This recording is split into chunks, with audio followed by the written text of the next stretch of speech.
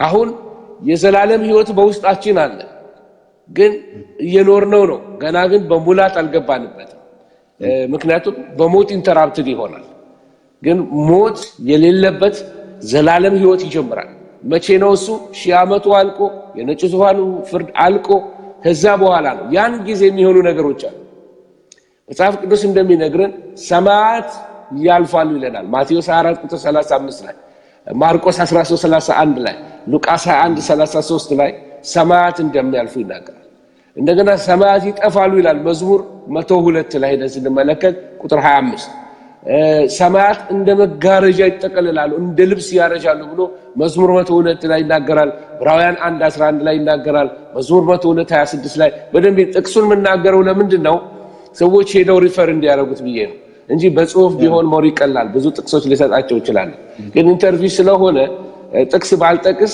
መጽሐፍ ቅዱስ ባክ እንደሚያደርግ ልነግራችሁ ብዬ ነው አንዳንዴ ጥቅስ ዘልዬ ነው መነግራችሁ ጊዜ ሴፍም ለማድረግ ምን ይላል መዝሙረ ዳዊት ላይ እንደውም ሰማያትን ትለውጣለህ ይላል ሰማያትን ትለውጣለህ ሰማያትን ትጠቀልላቸዋለህ ይላል መዝሙር 102 ላይ በደንብ አነቡት ቁጥር 26 አካባቢ ራእይ 20 ላይ ሲናገር ምን ይላል ሰማያት ሸሹ ይላል መጽሐፍ ሰማያት ሸሹ ይላል ሰማያት በታላቅ ጩኸት ያልፋሉ ይላል ሁለተኛ ጴጥሮስ ምዕራፍ 3 ቁጥር 10 ላይ በታላቅ ድምጽ ያልፋሉ ሰማያት በእሳት ይቀልጣሉ ይላል መጽሐፍ ቅዱስ አሁንም ሁለተኛ ጴጥሮስ 3:12 ላይ ሰማያት እንደ ጭስ ይበናሉ ይላል ኢሳይያስ 51 ቁጥር 6 ላይ ምድር ሸሸች ይላል ራእይ 20 ቁጥር 11 ላይ ሰማይ ብቻ አይደለም ምድር ሸሸች ምናልባት ቀደም ተከተሉ መጀመሪያ ሰማይ ይሸሻል ቀጥሎ ደግሞ ምድር ትሸሽ ይሆናል ለዛ ይሆናል ብዙ ስለ ሰማያት የተናገረው ከዛ ደግሞ ምድር ታልፋለች ይላል ማቴዎስ 24 ቁጥር 35 ላይ ማርቆስ 13:21 ላይ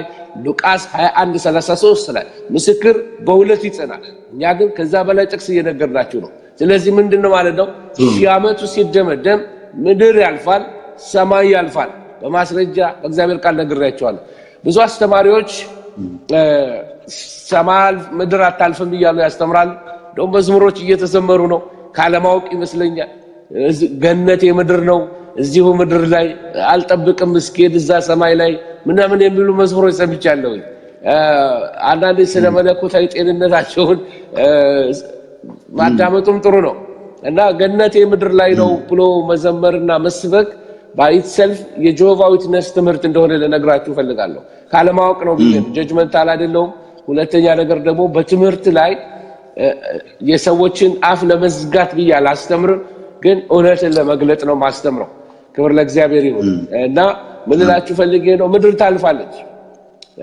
ታልፋለች ገነቴ ምድር ላይ አይደለችም ገነቴ እዚህ ምድር ላይ ከሆነ በጣም ምስኪን ሰው በጣም ጎስቋላ ሰው ሆኜ ነው ማልፈው በክርስቶስ ግን አርፌ ክርስቶስ ገነቴ ነው ካልኩኝ ያስኬዳል ክርስቶስ ረፍቴ ነው ክርስቶስ ሰንበቴ ነው ክርስቶስ መጽናኛዬ ነው ማለት ይችላል ግን ምድር ነው ገነቴ ብዬ ካልኩኝ አልጠብቅም እስኪሄድ እዛ ምን ከሆነ ምን ማለቴ ነው ትንሽ መረዳት ትክክል አይደለም ስለ ኢተርኒቲ በሆነ ነገር ላይ መረዳት ትክክል ላይሆን ይችላል በነገራችን ላይ ከዘማሪ መጠብቀው የቴዎሎጂ ዕውቀትና ከሰባኪ መጠብቀው የቴዎሎጂ ዕውቀት እኩል ላይሆን ይችላል እና ምን ለማለት ፈልጌ ነው ሰማያት ያልፋሉ ምድር ያልፋል ሰማያት በታላቅ ቁጣ በትኩሳት ይቀልጣሉ በታላቅ ድምጽ ያልፋሉ በጣም ቀኖቹ አይታወቁም ሰማይ መጀመሪያ ቀጥሎ ምድር እንደሚያልፍ ወደ በጣም ብዙ ጥቅሶች ሊሰጣችሁ ይችላል ስለዚህ ይቀልጣል ይላል ሰማይና ምድር ትቀልጣለች ይላል በውስጧ የሚኖሩትን ሁሉ ጀጅመንት እንደሚመታቸው ይናገራል እና ሰማይና ምድር ይደመሰሳሉ በጣም እንዲጠቅመን ማየት ያለብን ሺህ ዓመቱ ሲደመደም ምን ይመስላል ብለን እንይ ለምሳሌ የሺህ ዓመት መንግስት ሲጀምር ሰይጣን ታሰራለ የሺህ ዓመቱ መንግስት ሲጀምር ጌታ በዙፋናት ላይ ፍርድን ሰጠ እና አመፀኛ መንግስታት ተቀጡ ብለናልን እንደገና ሺህ ዓመቱ መንግስት ሲያልቅ ደግሞ ሰይጣን ተፈታና በዓለም ላይ የነበሩትን ያልተዋጀው በወቅቱ ኢየሱስ ሲመጣ ምድር ላይ የነበሩትን ሰዎች የመከራውን ዘመን ተርፈው የወጡ ሰዎችን አብረው ሺህ ዓመት ኖሩ እና 900 ዓመት 1000 ዓመት ይኖራሉ እድሜ ይረዝማል አንበሳ ከበግ ጋራ ከጠቦት ጋራ ሕፃን ልጅ በፉኝት ጉድጓድ ላይ ይቀመጣል። እንደዚህ የሚለውን የሰላም መንፈስ ለሺህ ዓመት ምድር ኢንጆይ እንደምታረግ ገነት ወደ ምድር በምድር ላይ ልክ እንደምትሆን የምድር ክብሯ እንደሚመለስ ይሄን ነገር ተነጋገረ እና ምድር ታደሰች በዛ ጊዜ ማለት ነው። እና መንፈስ ቅዱስ ምድርን ያድሳል ይላል። መንፈስ ቅዱስ ምድርን አደሳት። ጌታ ኢየሱስ 1000 ዓመት ገዛባት። 1000 ዓመቱ መንግስት ሲያልቅ ሰይጣን ይፈታ ዘንድ ይገባዋል። ፎር ሲዝን ለአጭር ጊዜ ሰይጣን ሊፈታ ይገባዋል ይላል። ስለዚህ ሰይጣን ሲፈታ የሚሆኑ ነገሮች አሉ። እሱ ምንድነው? አመጽ ይነሳል፣ ኃጢአት ይነሳል። ስለዚህ ወደዚች ወደ ከተማ ወደ ኢየሩሳሌም ሊወሩ ሲመጡ የዛን ጊዜ ነው ከሰማይ እሳት ወርዳ አጠፋቻቸው ይላል። እና እዛ ላይ የሚሆን ጦርነት የለም። አንዳንዶቹ ልክ ጌታ እንደ አርማጌዶን ጦርነት ጌታ የሚዋጋ ይመስላቸዋል። እንደዛ አይልም መጽሐፍ ቅዱስ። ስለዚህ አሁን በ1000 ዓመት መንግስት ጊዜ ላይ የሚሆነው ምንድነው? 1000 ዓመቱ ልክ ሲደመደም መጨረሻ ላይ እንዳለው የነጩ ዙፋን ፍርድ ይሆናል። በነጩ ዙፋን ፍርድ ጊዜ የሚነሱት ኃጢአተኛ ሙታኖች ናቸው። እነዚህ ኃጢአተኛ ሙታን ከምድር ከተፈጠረች ጀምሮ የሞቱት 1000 ዓመቱ አልፎ ሁሉ አልተነሱ፣ በትንሣኤ አልተነሱ። ስለዚህ በጌታ ፊት ለፍርድ ይቆማሉ። በጌታ ፊት ለፍርድ ሲቆሙ እዛ ጋር ትድናለህ አትድንም የሚል ጀጅመንት አይደለም የሚሰጣቸው። ጌታ የሚያሳየው ምንድነው? ቨርዲክቱን ነው የሚነግራቸው፣ አዋጅ ነው የሚነግራቸው። እነዚህ ቀድሞ እድል ያገኙ ሰዎች ናቸው። ወንጌል ተሰብኮላቸዋል። በኤኒሚንስ እድል ተሰጥቷቸው ያንን እድላቸውን ሪጀክት ያደረጉ ሰዎች ናቸው። ወይ በራሳቸው ጉዳይ ተይዘው እምቢ ያሉ ናቸው። ልባቸውን ለክርስቶስ የዘጉ ናቸው። ስለዚህ በ1000 ዓመቱ መጨረሻ ላይ እነዛ ሙታን ኃጢአተኛ ሙታን ተነስተው ወደ ዘላለም ፍርድ ይጣላሉ። ሞትና ሲኦል ወደ እሳት ባህር ይጣላሉ። ስለዚህ ወደ እሳት ባህር ጀጅመንት ከተደረገ አዲስ ሰማይ አዲስ ምድር ይሆናል። ስለዚህ 1000 ዓመቱ ሲደመደም አብሮ የሚሻረው ወይንም የሚደመደም ነገር አለ። ሁሉም ህግ ይሻራል፣ ያልቅለታል፣ ፍጻሜ ይደርሳል። ታሰን ሁሉም ስልጣን ይሻራል፣ ሁሉ ኃይል ይሻራል። ጠላቶቹ በእግሩ ስር ይገዛሉ። ሁሉም በእግሩ ስር ካስገዛ በኋላ ሁሉ ነገር ያስገዛለትን ለአብ ይገዛል ይላል። አሁን ተመልከቱ፣ ጀሆቫ ዊትነሶች የሚናገሩት ይሄንን ነው።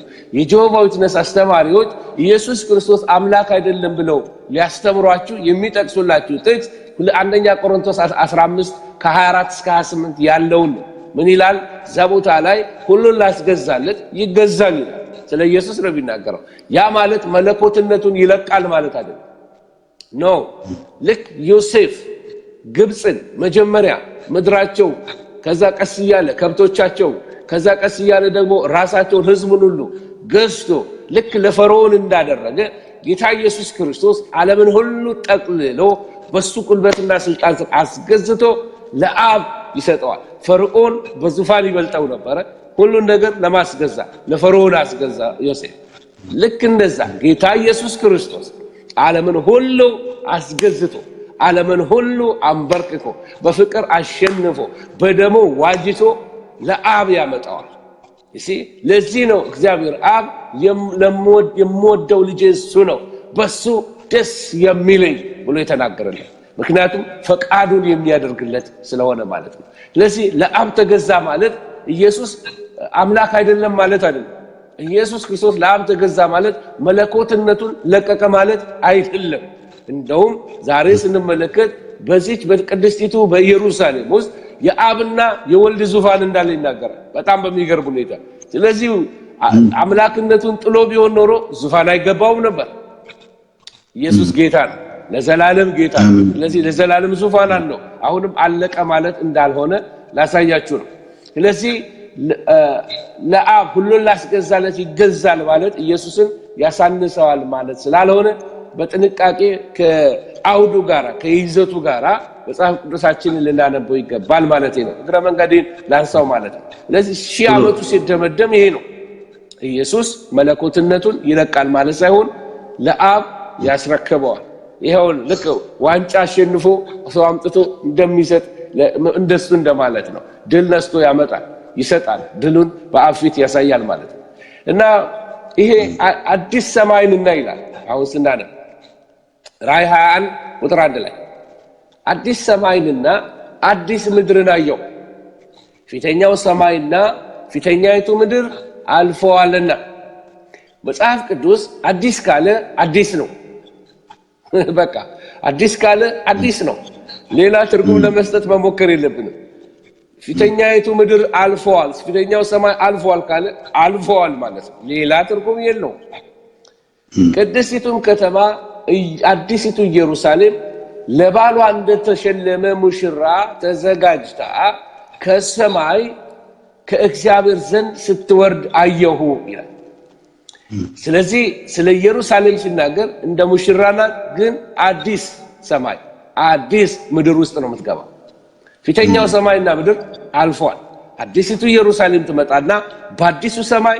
በአዲሱ ምድር ላይ ነው የምትተከለው ኦኬ አሁን እቺን ክሊር ካረኩላችሁ ከዚህ በኋላ ምናገረው ቀላል ይሆናል ማቴዎስ 9:17 ላይ ስንሄድ አዲስ ወይን ጠጅ በአዲስ አቅማዳ እንጂ አዲስ ወይን ጠጅ ባሮጌ አቅማዳ እንደማይቀመጥ ይናገራል ይሄው ጌታ ነው the same principle ነው የሚጠቀመው ስለዚህ ምክንያቱም ኮምፓቲብል አይሆንም አዲሱ ባሮጌ ውስጥ ቢቀመጥ ያፈነደዋል ይላል መጽሐፍ ኮምፓቲብል አይደለም ስለዚህ በግሪክኛ ይሄን ቃል ሲጠቀም ይለዋል ካይኖስ ይለዋል ካይሮስ ሳይሆን ካይኖስ ማለት ነው አዲስ renewed ማለት ነው እንደ አዲስ ሆኖ የወጣ ማለት ነው ስለዚህ ትኩስ ማለት ነው ሌላ ማለት አይደለም ትኩስ ምድር ትኩስ ሰማይ እግዚአብሔር ፈጣሪ ነው ይህችን ምድር ለሺህ ዓመት መንግስት ያድሳታል ለሺህ ዓመት መንግስት በኋላ ግን ኤክስፓየሪ ዴት በላዋ ላይ ተጽፎባታል ኢየሱስ ክርስቶስ ለሺህ ዓመት ከገዛ በኋላ ይህች ምድር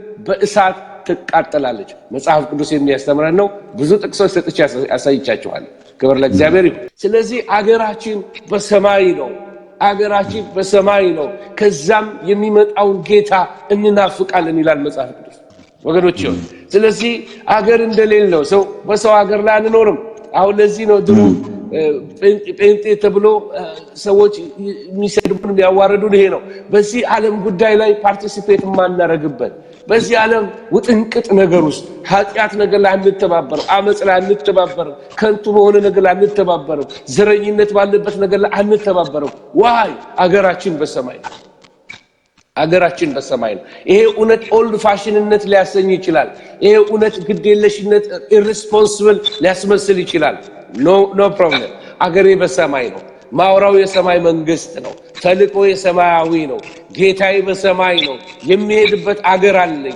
እዛ ለመኖር ነፍሴ ትናፍቃለች በዛ ነው ሪል ላይፍ የምንኖረው አሁን ያለነው በድንግዝግዝ ነው ሪያሊቲው እዛ ነው ያለው ጌታ አንድ ቀን ወደዛ ሲወስደን ብዙ ሞተው የተነሱ ሰዎችን ታሪክ ሁሉ ጊዜ አነባለሁ በጣም ኤክሳይት ያደርገኛል it is supernatural የሚል የሲድ ሮተን ሾዎች ይከታተላለሁ እዛ ላይ ሞተው የተነሱ ሰዎችን ያመጣል ላስት ናይት እስከ 2 o'clock ቁጭ ብዬ የዚህን አንድ ፓይለት ሞተው የተነሳን ፓይለት የሱን ታሪክ እከታተል ነበር እሱ አሜዚንግ መንግስተ ሰማያትን እንድትናፍቁ ያደርጋቸዋል አይንከሬጅ ሞተው የተነሱ ሰዎችን መጽሐፍ አንብቡ እስቲ መንግስተ ሰማያትን አይተው የመጡ ሰዎች ዋው heaven is for real የሚል መጽሐፍ ፊልም ወጥቶ አገር ብዙ ሰው አይቶታል ገብቼ አይቼዋለሁ እንዴት ደስ የሚል ነው ህፃን ልጅ ሞቶ ተነስቶ የሞተች ታናሽ እህቱን ከሱ በፊት ገና ህፃን ልጅ ሆና የሞተች ልጅ ነበረች እህቱ እሱ ሳይወለድ እህት አለችኝ መንግስተ ሰማያት አላት ለእናቱ መጥቶ እንዳያት ዋው አገር አለ ወገኖች አገር አለ አገራችን በሰማይ ነው አገራችን በሰማይ ነው ተልቋችን ወንጌል ነው ፐርፐዛችን ወንጌል ነው ከዚህ ለውጣን ብዙ ዳርዳር የሚለን ነገር አለ በብርቱ ይፈልጓቸዋል ይላል በብርቱ ይፈልጋቸዋል አለ ጳውሎስ ነገር ግን ወገኖች ለዓለም ለሰይጣን ለስጋ ነገር አትገኙለት እያማለለ ሰዎች በማይወጡበት ምድራዊ ዝባዝንኬ ውስጥ ይከታቸዋል አሁንም ኢንከሬጅ አድርጋቸዋለሁ ኦልድ ፋሽን ልትሉኝ ትችላላችሁ ሀገራችን በሰማይ ነው ሪል ዓለማችን በሰማይ ነው ጌታችን በሰማይ ነው የሚወስደን ወደ ሰማይ ነው ምን ማለት እንደሆነ ነግራቸዋለሁ ሰማይ ማለት ሃሌሉያ የእግዚአብሔር ከተማ ናት ቅድስቲቱ ኢየሩሳሌም ሰማያዊቱ ከተማ ወይ celestial city ይላታል በእንግሊዝኛ celestial city ሰማያዊ መንፈሳዊ ከተማ በጣም የምታስደስት ከተማ አሁን በቃላት ሊገለጥ የማይችል ዓይን ያላየው ጆሮ ያልሰማው እግዚአብሔር ለሚወዱት ያዘጋጀው ቅድስት ከተማ ውብ ከተማ በሁሉ ሙሉ የሆነች ከተማ ራሱ እግዚአብሔር ሰውና እግዚአብሔር እስከዛሬ ድረስ ይላል መጽሐፍ ቅዱስ ይነግረን ከልጁ ከወልድ በስተቀር እግዚአብሔርን ያየው ማንም የለም በቅፉ ያለው ልጁ ተረከው የዛን ጊዜ ግን እንባቸውን ያብስላቸዋል ይላል የዛን ጊዜ በአይናችን እግዚአብሔር አብን እንመለከተዋለን በዚህ በኤተርኒቲ ውስጥ ስንገባ ማለት ነው ወገኖች ይሁን ስለዚህ ሰማያዊቱ ኢየሩሳሌም the celestial city አራት ማዕዘን ያላት እንደሆነ መጽሐፍ ቅዱስ ይነግረናል አራት ማዕዘን ያለች ከተማ ስለ ርዝመቷ ስለ ደርዟ ስፋቷ ከፍታዋ ነግራችኋለሁ ማዕዝ ካልኩሌት አደረግ ነበር ስፋቷን ላስት ላይ እና ሰማያዊ ኢየሩሳሌም ናት በዚህ የሚሆን ነገር አለ መጀመሪያ አማኑኤል ማለት እግዚአብሔር ከኛ ጋር ይሆናል ክብር ለእግዚአብሔር ምን ማለት ነው እንደዚህ ይላል ቁጥር 3 ላይ ራፋያ ላይ ያነበብኩ 20 እና 21 ላይ 22 ያነበብኩ ነው ታላቅም ድምጽ ከሰማይ እነሆ የእግዚአብሔር ድንኳን በሰዎች መካከል ነው ከእነርሱ ጋር ያድራል እነርሱም ሕዝቡ ይሆናሉ እግዚአብሔር እርሱ ራሱ ከእነርሱ ጋር ሆኖ አምላካቸው ይሆናል ይላል መጽሐፍ ዋው አብ ራሱ ከእነርሱ ጋር ይሆናል አማኑኤል እግዚአብሔር ከኛ ጋር ነው አሁን በመንፈስ እግዚአብሔር ከኛ ጋር ነው ያኔ ግን physically እኛ በስፒሪት ቢንግ ሆነን ከሱ ጋር አሰንኖ ሰማያዊ አካል ለብሰን እግዚአብሔርን ፊት ለፊት ለማየት የሚያስችል ክብር ውስጥ እንገባለን ያኔ እግዚአብሔር ከኛ ጋር ነው እግዚአብሔር ከኛ ጋር ነው በጣም ደስ የሚያሰኝ ይሆናል ማለት ነው እሱን ማየት ይሆንልናል መጽሐፍ ቅዱስ እንደሚነግር ራእይ 7:15 ላይ ዮሐንስ ወንጌል ምዕራፍ 1 ቁጥር 14 ላይ እንደሚናገር ቃልም ሥጋ ሆነ ጸጋንም ተሞልቶ በእኛ አደረ የሚለው ቃል በእንግሊዘኛው ላይ he tabernacle among us ምን ማለት ነው በመካከላችን ልክ ታበርናክል የመገናኛው ድንኳን ልክ እንደዛ መጥቶ በህዝቡ መካከል ሴንተር ነበር የመገናኛው ድንኳን የሚተከለው የመገናኛው ድንኳን ነገዶች ሁሉ በዙሪያው ይሰፍራሉ ይሁዳ ነገድ በስተምስራቅ ይቀመጣል ነዛብሎን ሌዋውያን ቀረብ ብሎ ይቀመጣሉ ዙሪያውን ከበውት ይቀመጣሉ ሁሉ በመካከል ነው ስለዚህ እግዚአብሔር በህዝቡ ሰፈር ነው ማለት ነው ታቦቱ ልክ የዚህ የሰማያዊቱ ኢየሩሳሌም ምሳሌ ነው everything እዛ ክፍል ውስጥ ያለ ነገር ወርቅ ነው ክብር የተሞላ ነው እዛ ዝም ብሎ አይገባም የተቀደሰችው ኢየሩሳሌም ግንብ አላት አጥር አላት በጣም የሚያምር ነገር አለ በከተማይቱ በር ላይ መላእክቶች ይቆማሉ ሰተት ብሎ የሚገባበት እንዳልሆነ ከዚህ ከመገናኛው ድንኳን አስቀድሞ thousands and thousands of years before እግዚአብሔር በጥላነት አድርጎ በመገናኛው ድንኳን ስለ ቅድስቲቱ ኢየሩሳሌም እየነገረን ነበር ክብር ለእግዚአብሔር ስሞች አላት እቺ ከተማ ከሰማይ ወረደች የተባለች አዲስቱ ኢየሩሳሌም ተብላ ትጠራለች ይህን ሲሰባ ብዙ መዝሙሮች ወደ አእምሮ ይመጣሉ የድሮ ክርስቲያኖች ዝማሬው ይህንን ያመለክት ነበር በቃ ስለ ጽዮን ስለ ቅድስቲቱ ኢየሩሳሌም ከሰማይ ስለምትመጣው ስለ አዲስቱ ኢየሩሳሌም ስለሷ በጣም ይዘመራል የጻድቃን መንፈስ በዚህ በሚመጣ በዛ ናፍቆት የተሞላ ነው የዛሬ ትምህርታችንም ዓላማ ይሄ ነው ናፍቆታችን ሰማያዊቱ ኢየሩሳሌም እንድትሆን ናፍቆታችን በዛ ለዘላለም ከእግዚአብሔር ጋር መኖር በዛ ቤታችን እዚህ አይደለም እዚህ ያለነው for the time being ነው እንግዳ ነኝ እኔ ስኖር በዚህ ዓለም የሚል መዝሙር ነበር ድሮ እና አሁን ግን ነዋሪ ለመሆን ነው በጣም እየተጋደልን ያለነው እዚህ በፈራሽ ዓለም ላይ ለመኖር ወገኖቼ ሆይ ቀንና ሰዓት ላይ ኤክስፓየሪ ዴት የተጻፈባት ምድር ላይ ያለና አንድ ቀን ነገሯ ሁሉ ይደመደማል ስለዚህ አዲስቱ ኢየሩሳሌም ከሰማይ ለባሏ እንደተሸለመ ሙሽራ መስላ ከሰማይ ትወርዳለች ሌላ ስም አላት የእግዚአብሔር መቅደስ ተብላ ተጠርታለች ይሄ እግዚአብሔር መቅደስ ማለት ነው እግዚአብሔር አብ በዙፋኑ የተሰየመበት መንበሩ ማለት ነው መቀመጫው እዛ ነው ማለት ነው የቅድስቲቱ ከተማ ተብላለች አዲስቱ ቅድስቲቱ የእግዚአብሔር መቅደስ የእግዚአብሔር ከተማ ተብላለች የማንም አይደለች አስቡት እግዚአብሔር በቃሉ የፈጠራቸው እነዚህ ከዋክብቶች እንዲህ ውበት ካላቸው እግዚአብሔር የሚኖርበት ቦታ እንዴት ያማራል እንዴት ክብር እየተሞላ እንዴት እጹብ እንዴት ድንቅ እንደሆነ መንፈስ ቅዱስ አይኖቻችንን ይክፈትልን። ዛሬ የሰማዩን የምንናፍቅ የላኛውን የምንሻ ስንተኛም ስንነሳ ሀገራችን እኮ እዚህ አይደለም፣ አንድ ቀን እንሄዳለን። ሃሌሉያ! ከዚህ የበለጠ ክብር የለም። እግዚአብሔር ቅዱሱ እግዚአብሔር ሱራፌል ኪሩቤል መላእክቶች በፊቱ የሚሰግዱለት እግዚአብሔር እንደኔ ያለው ሰው በኃጢአት የተወለደ ሰው ምህረት አድርጎለት በደሙ አጥቦ ከትቢያ አንስቶ ሰው የሆነ ኃጢአተኛ የሆነው ሰው ቀድሶ በኢተርኒቲ ከኔ ጋር ሊኖር እግዚአብሔር ራብ ከዚህ የበለጠ ክብር ምን አለ? ከዚህ የበለጠ ክብር ምን አለ? ከእግዚአብሔር ጋር መኖር። እግዚአብሔር እኔ ባለውበት ከተማ በእግዚአብሔር ከተማ እኔ ስኖር ክብር ለኢየሱስ። ሃሌሉያ ወገኖቼ ሆይ ስለዚህ ሌላው ደግሞ አማኑኤል ብቻ አይደለም የሚሆነው በቅድስቲቱ ኢየሩሳሌም በሰማያዊቱ ኢየሩሳሌም በሰለስቲያል ጀሩሳሌም በዛም የሚሆነው ሞት ይሞታል። አንደኛ ቆሮንቶስ 15 ቁጥር 54 ላይ ቁጥር 55 ላይ ኢሳይያስ 5 ቁጥር 8 ላይ ያለውን ቃል ሄዳችሁ ተመልከቱ። በተለይ ዮሐንስ ራእይ ምዕራፍ 1 ቁጥር 4 ላይ እንደዚህ ይላል እንባዎቻቸውንም ሁሉ ከዓይኖቻቸው ያብሳል። የሚያስለቅሰን በምድር ላይ ብዙ አለ። ይቅርታ የሚያስለቅስ ብዙ ነገር አለ። ሐዘን ምድርን ሞልቷል። ስለዚህ ምድር የሐዘን ቦታ ናት፣ የሰቆቃ ቦታ ናት፣ የጩኸት ቦታ ናት። ዜናዎቻችሁን ክፈቱ። የሚያሳዝን ነው። እናት ልጇን በሞት የምትነጠቅበት ነው። ሚስት ባሏን የምትነጠቅበት ነው። ባል ሚስቱ የሚነጠቅበት ነው። ካንሰር ህዝብ የሚጨርስበት ነው። ኤችአይቪ ሰው የሚጨርስበት ነው። ኢቦላ ሰው የሚጨርስበት ነው። ጦርነት የሚጨርስበት ምድር ላይ ያለ ነው። አመጽ የነገሰበት ምድር ላይ ነው። ጨለማ የሞላበት ምድር ላይ ነው የምንኖረው። እግዚአብሔር ግን ተስፋ ይሰጣል። እንባዎቻቸውን ሁሉ ከዓይኖቻቸው ያብሳል። ሞት ከእንግዲህ ወዲህ አይሆንም። ክብር ለእግዚአብሔር ይሁን።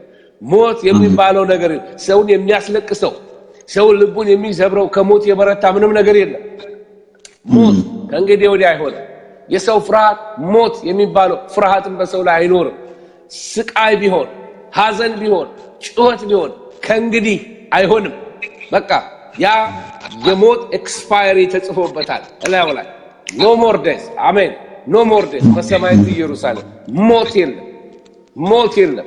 ስለዚህ የቀደመው ስርዓት አልፏል ብሎ እግዚአብሔር አብ ተናገረ። በቃ ሁሉ ነገር አዲስ አደርጋለሁ።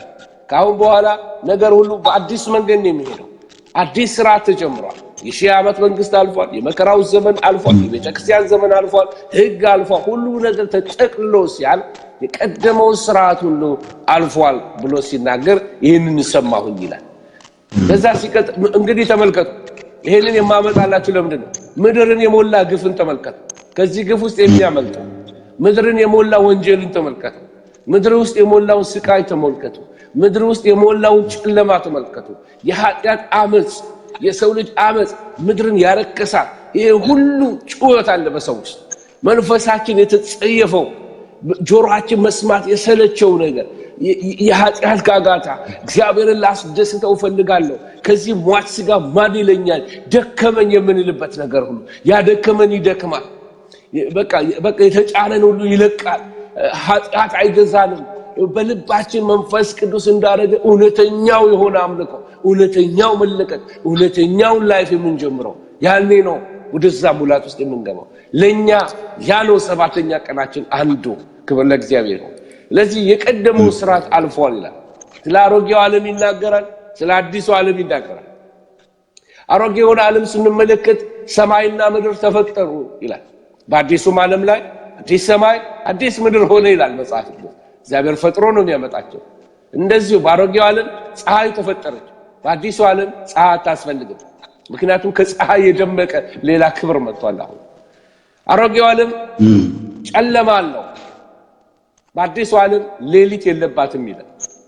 አሮጌው ዓለም ባህር አለ፣ ባህር ተፈጠረ ይላል። የምድርም ውሃ ወደ ባህሩ ይግባ፣ ወደ ማከማቻው ይግባ ተባለ። በአዲሱ ዓለም ባህር የለባትም። በአሮጌው ዓለም ሰው ከገነት ሲባረር እንመለከተዋለን።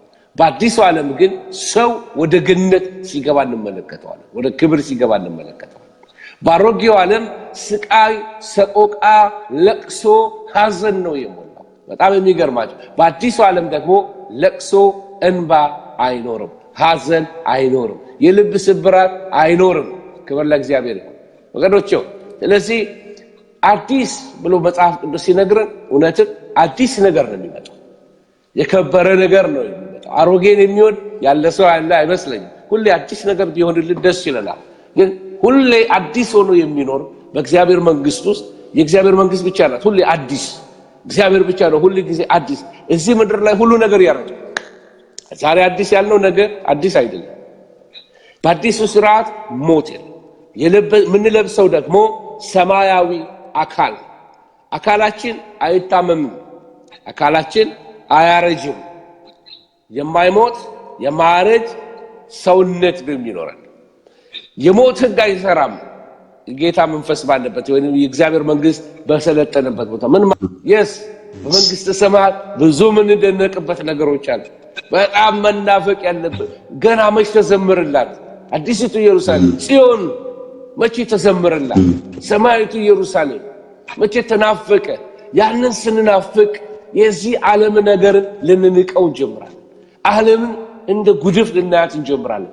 ምክንያቱም መንፈሳችን ሰማያዊ ውስጥ ነው። በሰማይ ነገር እየተመኘን ነው። የሰማይ ነገር እየጸለይን ነው። የሰማይ ነገር እየተመኘን ነው። ፊትህን አሳየኝ እንለዋለን። ክብርህን አሳየኝ እንለዋለን። ተአምር አድርግብኝ ብቻ አይደለም፣ እሱ አገልግሎት ነው። ኖ ኖ ኖ ኖ ራሱ ኢየሱስን ድምፅህን አሰማኝ፣ ፍቅር ቃልን እስቲ አሰማኝ፣ ውዴ ኢየሱስ እያልን መጣራት እንጀምራለን። ይሄ ፍቅራዊ ኢንቲመሲ ከጌታ ጋር ይኖረናል። ወገኖች ሆይ ዛሬ ጌታ አይኖቻችንን ያብራልን። የሰማይቱን አገር መዝሙር ትዝ አለኝ። ድሮ ጌታ እንደተቀበልኩኝ ምን የሚል መዝሙር ነው? አይኖቼን ጌታ ክፈትልኝ፣ የሰማዩን አገር አሳየኝ፣ ያለዚያ ዙሪያ ያጓጓኛል፣ መገለጥ ከሌለ ይጥለኛል የሚል ቃል አለ። መዝሙር ትዝ አለኝ፣ መዘምራን ሲዘምሩ ማለት ነው። እና ምን ልላችሁ ነው? የሰማዩን እንድናይ ጌታ አይናችንን ይክፈትልን። ይሄንን የሚያደናብረን የሰማዩን እንዳናይ ዘላለማዊውን እንዳንናፍቅ የሚያደናብረን አርቲፊሻል በሆነ ነገር የሚያማልለን የዚህ ዓለም መንፈስ የተረገመ ይሁን። የጌታን ልጆች የመንግስትን ልጆች የሚያስት የጌታ ልትሆን የታጨችዋን ቤተክርስቲያን ለተለያየ ለቅራቅምቦ የሚያጫት መንፈስ የተረገመ ይሁን። የዓለምን ነገር እንድትሞላ የሚያደርግ መንፈስ ጌታን እንዳትወደው፣ ለጌታ እንዳትዘምርለት፣ ጌታን በናፍቆት ማራናታ እንዳትለው አፏን በተለያየ ነገር የዘጋ መንፈስ፣ ሙሽራይቷን አመድ ያለበሰ መንፈስ የተረገመ ይሁን እና ይሄንን ነው ጌታ የሚለው። አቧራሽን አራግፊ፣ ኢትዮጵያሽን አራግፊ የሚላት ይሄንን ነው። አዲስቱ ኢየሩሳሌም ሴሌስቲያል ጀሩሳሌም እሷ ደሆል የእግዚአብሔር ፕሬዘንስ ያለባት ነው። በልዩ ክብር የምታበራ ትሆናለች። የፍጥረተ ዓለም ሁሉ ማዕከል እሷ ትሆናለች። አዲሷ ኢየሱስ በምድራዊቷ ኢየሩሳሌም ለሺህ ዓመት ገዝቷል። አሁን በሰማያዊቷ ኢየሩሳሌም እግዚአብሔር አብ ከኢየሱስ ክርስቶስ ጋር በዙፋን ፊት ለፊት የምናያቸው ስላሶች ጋር ህብረት የሚኖረን ይሆናል። ክብር ለእግዚአብሔር ይሁን። የአምልኮ ማዕከል ትሆናለች አዲስቷ ኢየሩሳሌም። በአዲስቱ ኢየሩሳሌም ትዳር የሚባል ነገር የለም። ትዳር የሚባል ነገር እንደ እግዚአብሔር መልአክ ይሆናሉ ተብሎ ተጽፏል። እግዚአብሔር መልአክ አያገቡም፣ አይጋቡም፣ አይዋለዱም። ሌላው ደግሞ አንዳንድ ነገሮች ሰማያዊ የሆነ ስርዓት ስለሆነ በአዲስቷ ኢየሩሳሌም በአዲሱ ሰማይና ምድር አዲስ አረጋለሁ ስላለ የአዲሱ ስርዓት ነገር የሚገልጥልን የተወሰነው ነው መጽሐፍ ቅዱስ የሚገልጥልን። ሁሉንም አናውቅ። አዲስ ብሎ ጠቀልለው እንጂ አዲስ ምን እንተነፍሳለን፣ ውሃ ውስጥ እንኖራለን። ውሃ የለም። ኦኬ እንበራለን። ሰዎች ይሄን ሊጠይቁ ይችላሉ። እንበራለን ወይስ እንዴት ነው የምንሄደው? አንዳንድ ሰዎች በእንትን ነው የምንሄደው ይላሉ፣ በአሳብ ፍጥነት። ለምሳሌ ካልጋሪ ሄዳለሁ ብዬ ሳስብ ካልጋሪ ደርሻለሁ ኦሬዲ በሐሳቤ እችላለሁ፣ የሚከለክለኝ የለም። ልክ እንደዛ ነው ፍጥነቱ የሚሆነው ይላል። ሰዎች ብዙ ሊያስቡ ይችላል። አዲስ የሚሆን ብዙ ነገር አለ። የሰው ኮሚኒኬሽን አዲስ ሊሆን ይችላል። አሁን ብዙ ጊዜ መላእክት መጥተው ሰዎችን ሲያናግሩ በቃል ብቻ አይደለም የሚናገሩት። መላእክት መጥተው አይንህን ቢያይ ፊት ለፊት አይንህን ቢያይ አፉን ሳይከፍት የሚነግር ድምጽ አለ ውስጥ በአፉ ላይ ይጠቀም ይችላል that's heavenly communication ያለ ምንም ቃል መግባባት ይችላል ስለዚህ በሰማይ በቃላት ላይ እንግባባ እንችላለን ወይንም ደግሞ በመታየት ይሆናል ንግግሩ we don't know ያልተጻፈ ነገር ስለሆነ ምንም ማለት አንችልም የተጻፈው ብቻ ነው የምናውቀው ከተጻፈው አትለፍም ስለሚለን ነው ዝምብሮኪው ስለዚህ ወገኖች ከተማይቱ በከበሩ ድንጋዮች መሰረት አላት 12 መሰረቶች አሉ መጣበታለሁ 12 የእንቁ በሮች አሉ ከእንቁ የተሰሩ pearl የተለዩ ናቸው ራይ 21 ቁጥር 19 እና 20 ላይ አለላችሁ የእንቁ በር ነው ያለው እንቁ ትንሽ ስባሪዋ በጣም ውድ የሚባል ነገር በጣም ውድ ነው pearl የእንቁ በር አለ በሩ የተሰራው ከእንቁ ነው በበሮቿ ላይ 12 መላእክቶች አሉ 12 በሮች ስላሉ መላእክቶቹ ምንድናቸው ጠባቂዎች ብቻ አይደሉም ድሮ ታስታውሱ እንደሆነ በቤተ መንግስት በር ላይ የክብር ዘብ የሚባሉ አሉ የክብር ዘቦች ሌባ ገብቶ ይዘርፋል ብለው አይደለም እዛጋ የሚቆሙ አሁን በኪንግሃም ፓላስ ምትሄዱ እንግሊዝ ሀገር በር ላይ ቀጥ ብለው ይቆማል የንግስቲቱ ክብር ለማሳየት ልክ እንደዛ ማለት ነው ለዚህ የክብር ዘቦች ናቸው በዛ ቦታ ላይ ቆሞ የመንግስቱን ክብር የሚያሳዩ ናቸው ለሚገባው ለሚወጣ ሁሉ የመንግስቱን ታላቅነት የሚያሳዩ የሰማይ መላእክት ናቸው የሚያገለግሉት ማለት ነው አብረው የጻድቃንን ሥርዓት በሰማይ ሥርዓት ውስጥ የገቡልን ከኛ ጋር አብረው የሚኖሩ በመላእክት ሰፈር የሚያኖረን ጌታ ስሙ ይባረክ በመላእክት ጋር ስማችን የሚጠራ በዘላለም ሕይወት ውስጥ ስማችንን የጻፈ ጌታ ስሙ የተባረከ ይሁን ስለዚህ ጀነታችንን ስናስብ ኤክሳይት ሊያደርገን ይገባል መዳናችን በጣም የከበረ ነው ሃሌሉያ ይሄ ካልገባን ክርስትና ይቀልብናል ክርስትና የቸርች ጉዳይ ይመስላል ክርስትና የድርጅት ነገር ይመስላል ኖ የኤተርኒቲ ጉዳይ ነው በዘላለም መንግስት ውስጥ ስፍራ ያለን ሰዎች እንድንሆን ያደርገናል ወገኖች ስለዚህ በሮቿ እንደዛ ናቸው አራት ማዕዘን አላቸው በየማዕዘኑ በእያንዳንዱ ሳይድ 3 በሮች አላት በሮቿ ይላል ሁሉ ጊዜ ተከፈቱ ናቸው ቀን የለም ሌሊት የለም ብያቸዋል ሁሉ ጊዜ ክፍት ናቸው ክፍት በሮች ናቸው ያለውን ሰላም ለማሳየት በድሮ ዘመን በሮች ይዘጋሉ በመሽት ከሆነ በነሚያ መጽሐፍ ላይ ታስታውሱ እንደሆነ ሰንበት ሲሆን በር ይዘጋል ሰንበት ሳይገባ አርብ ማታ ማለት ነው ይዘጉታል ሰዎች ሰንበትን እንዳይወጡ እንዳይገቡ ለማድረግ ነው ለሴኩሪቲ ሲባል ነው ወራሪ እንዳይመጣ ነው ከተማይቱ ግን ክፍት ናት ክፉ የሚመጣባት ነገር የለም absolute peace ክብር ለእግዚአብሔር እና በሺህ ዓመቱ መንግስት ኢየሱስ ክርስቶስ